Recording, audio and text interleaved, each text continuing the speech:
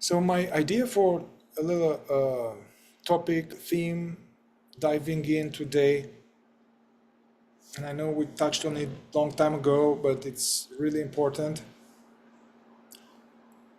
is this, what is called in the fourth way, the 4 states of consciousness available to men, and their correlation with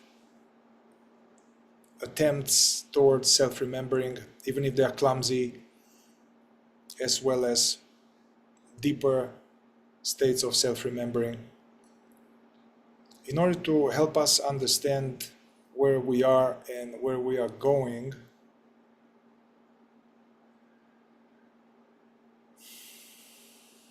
So I know in non-duality there is this idea that there are no states of consciousness. Consciousness is just consciousness. Like that which is aware right now, it's always there. Even when we dream, when we sleep, when we're in anesthesia, whether we are negatively reacting and irritated and identified, or whether we are in a deep state of aware of oneself and aware of the oneness, no matter what the condition is, consciousness is there, unchanging, no states. And there is, it's true what they say there. I want to put this out first. However, in the fourth way, without contradicting that, it offers some kind of some theory, which our experience is been verified. It offers some kind of theory that helps to make this a little bit more practical, our work more practical.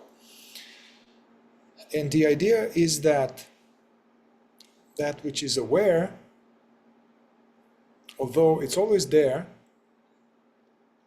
as a human being, the being of a human, this awareness which is always there can appear in 4 different settings. It's as if the light in a bulb with a dimmer, it's still electricity, it is there, but it fluctuates. And the first state of consciousness, the first state in which consciousness is called the first state. The fourth way, they dispense of all the Sanskrit names and keep it more simple. First state is the state we are when we go to sleep. And the quality of the first state of consciousness is that the awareness somehow gets disconnected from the senses and it stops receiving input, sounds, smells, and all the other senses, and then withdraws into the realm of mind where we have dreams. And the human being is not aware of what's happening in the room. That's the first state. Consciousness is still there. At waking, we can remember some of our dreams, parts of it. So consciousness was aware of the dream world. It's interesting to see that in a dream, usually we, as the name and the body, Mihai appears in my dream often. Yeah, it's the main character. However, the Mihai in the dream is an image, together with other images that awareness produces and witnesses. An important idea about this, each of these 4 states we are going to talk about, they have degrees, so they have gradation within each state. And as far as the first state is concerned, I mean, I have an app where it tracks me. So it tells me that I was 7-8 hours in the first state, and 4 hours I was in light sleep, 2 hours and a half I was in REM sleep, dreams, and I was 1 hour in deep sleep. So even science can measure that. The deep sleep is the mind, the consciousness now not only that withdrew from the senses, we don't know if somebody enters the room, but now it withdraws from the mind too. So then it goes into a state of that we don't usually remember, akin to anesthesia.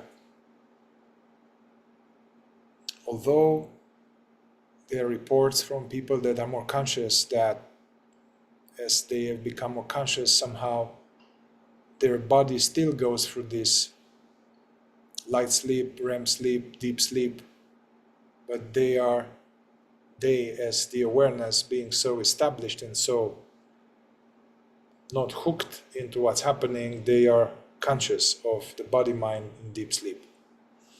And the first state is designed by the Creator in order to, it's our recharging of the accumulators, and it's necessary for this disconnection. In the fourth way, we are not dealing with much with the first state, not trying to work on ourselves in the first state. Although it is a powerful recommendation and very useful to remember oneself and tune into the sense of being as this transition from as we fall asleep when we wake up in the morning. So it's very helpful to develop an exercise or habit as you go to sleep, turn off the light, to remember oneself as the states change. And the same thing in the morning. Second state is the state we are very familiar with, in which the whole humanity is happening, all activities from genocide to technological breakthrough, and one creating art and anything in between. This is the second state, is that now consciousness is now aware, receives impressions through the senses. And one is somehow aware of sounds and this or that and can interact with life. And they are more coherent, ability to respond, and also they are thoughts and feelings that one registers somehow, dimly. And this is the second state, is where we spend the rest of our life. And in the fourth way, this second state is, although usual terminology, you are awake when you woke up in the morning with the alarm, but from in the fourth way system, from the point of view of other potential, other two settings, this second state is considered waking sleep, which, yes, there's many more options and different than when we are in the night, but as compared to what's possible and potential, it's waking sleep. The second state has a wide variety of degrees, as I alluded, from genocide, total selfish killing, raping, consciousness of a serial killer, all the way to creating an amazing suspended bridge and controlling the flight of shuttles in deep space. So there's deep fluctuation. And to make it more practical, second state involves a darker, more like lower level of the second state, waking sleep, is when we have strong negative emotions, some pleasant emotions, and we are identified with them, and we are running thoughts about the negative emotions, or we are in a state of deep reactivity and deeply identified. Basically, the awareness is unaware of itself and is sucked in everything that arises. So it is attached to every thought, every feeling, every like, dislike, voice. And this, in the fourth way, they are called the many eyes. So the consciousness is identified with the many eyes. And here in the fourth way, they talk that the real I, meaning the presence, is dormant, is asleep. And the many eyes are running the show. And usually these many eyes come from a false aspect of ourselves, from a false personality, or this conditioned mind-made sense of self. Now, there are higher degrees of the second state where we are more at peace. We are at peace. We still have thoughts, but we are in imagination. Basically all the time, past, future, to-do list, rehashing, considering, reevaluating how we are perceived. So still, although it's less turmoil and less suffering, there is this state of being checked out. Again, the being is not consciously aware and is identified. I would say that there are other states, there are other higher level of second state of waking sleep is, let's say, got a nice raise, I'm spending time with friends, it's nice weather, that beautiful, handsome man looks at me, and the woman is giving me the look, and it's like, peaceful and happy. And the weather is good, and steak is juicy. And I'm engaging, I'm there. Still, consciousness is unaware of itself and is now identified with more pleasant weather. Higher level of second state, waking sleep, is a lot what we are attempting to produce in our meetings. We are taught about this remembering oneself, divided attention, not being in imagination, using alarm clocks to mindfulness, first brother. So now we are kind of almost at the top level of the second state, and we are making efforts to be less asleep. Consciousness is not yet aware of itself, and there are still many pockets of our psychology and subconscious that are hidden from us, and we are not aware of different aspects of ourselves that are battling with each other, but we are trying, we are making effort, and we can even have seconds or minutes of witnessing and being one with the present moment. Third state is produced either through conscious effort. So conscious effort, and it is the state where consciousness is now aware of the content of our experience and is not identified with thoughts, is not identified with feelings. And there is no knowledge of aspects of oneself, of one's own subconscious, of our features, of our patterns, and there is ability to knowingly be. And we already have a sense that there is this being here, there is that which is aware, and I am that.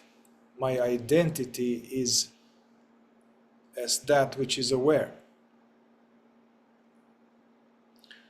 So the quality of the third state is that there is less identification or no identification, at least for good chunks of time. And there's a deeply perceiving what is as it is. There's less to not much turmoil, thought, and painful stuff. This also has degrees. It can be like short-lived, can be like some snippets of that, or can be longer and deeper. The whole purpose of these fourth way books is to help people, us in the second state, to rise to the edges of the second state and go more towards the third state. And also, why we cannot stay there more is that our centers are not working rightly, and we have all kind of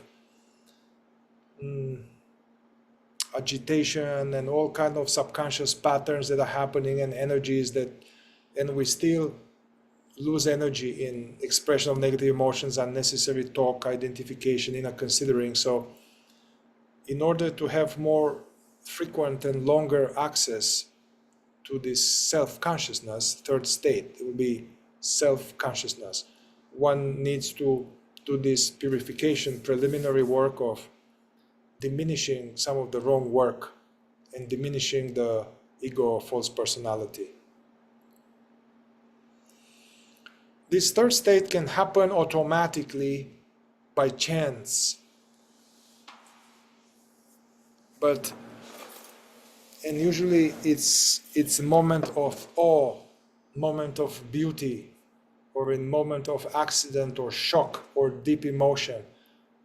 And usually the moments that we remember vividly in childhood are moments of third state somehow. However, from the point of view of our efforts to awaken, we cannot rely on those, and we try to trigger them, to raise our level of awakefulness through conscious effort. Gurdjieff and Uspensky, they didn't want to talk further about the fourth state. Gurdjieff will, although there's a lot of literature on this, and a lot of these deeply enlightened masters, they talk about this cosmic consciousness, or the feeling of everything is one, and feeling deeply connected, and that everything is the divine, and being aware of how things are, not just aware of myself as the being and aware of my psychology, but aware of the laws of the universe and the truth of reality. That is called objective consciousness, and that is what is described in literature as these highest states of enlightenment. In the fourth way, they didn't want to talk about it because it can produce, for people in the second state, to talk about the fourth state, it is just produces imagination. And one cannot go from the second state to objective consciousness unless one is in a serious accident, or one takes some very powerful psychedelic, and one is there for a little bit of time, but cannot make use of it much. What these non-dual sages, where they talk from, presuming that they are not bullshitting, because there are a lot of masters that are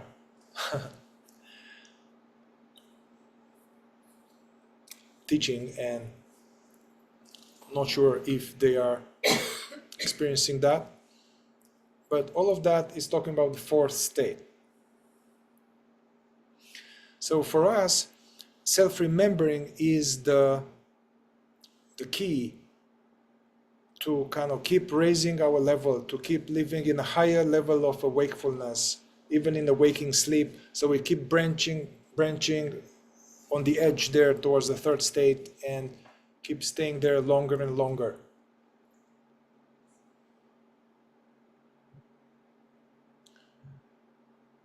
One quality of the third state, as it gets more, I would say, established, is that there's a shift of identity. So instead of believing to be the mind or believing to be the body or feeling to be something, there is some clear experiential knowledge of being the being.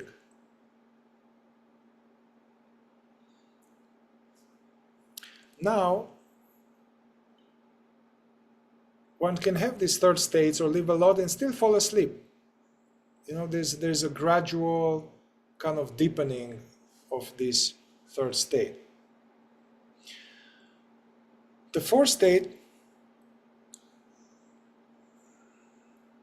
it seems like it's a deepening of that. It's almost like, I like what Peter talks often, is like that dimension of self-consciousness pops into a bigger dimension. So the identity shifts again as I am everything. Everything is me.